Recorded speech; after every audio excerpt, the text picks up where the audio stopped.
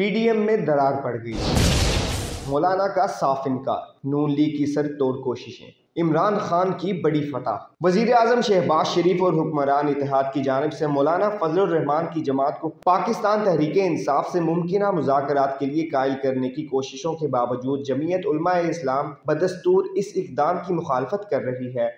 Report के मुताबिक हुक्मरान इत्तेहाद में शामिल तकरीबन तमाम जमातों ने PTI के साथ मुज़ाकरात के जरिए सियासी बहरान ख़त्म करने के लिए आमादगी जाहिर कर दी है, लेकिन जमीयत उलमा-ए इस्लाम सरतोड़ कोशिशों ख़ुसूसन पाकिस्तान पीपल्स पार्टी की कोशिशों के बावजूद सख्त मौक़िफ़ अपनाए हुए है। वफाकी वज़ीर इत्तलात मरियम औरंगज़ेब ने तस्दीक की है कि हुक्मरान इत्तेहाद के अंदर मुज़ाकरात का एक और दौर आज बुध को होगा।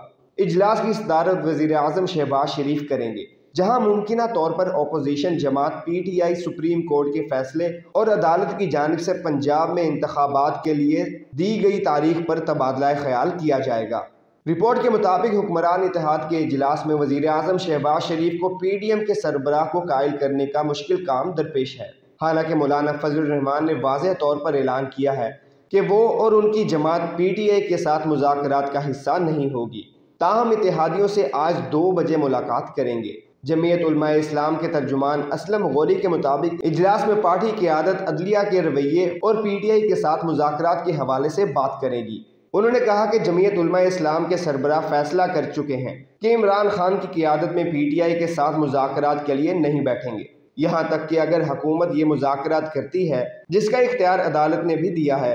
तर्जुमान से सवाल किया गया कि अगर मुज़ाकरात होते हैं तो जमीयत उलमा-ए इस्लाम का क्या रद्द अमल होगा, तो उन्होंने कहा कि इस सूरत में हम अपने मुस्तकबिल के लाहे अमल का फैसला करेंगे।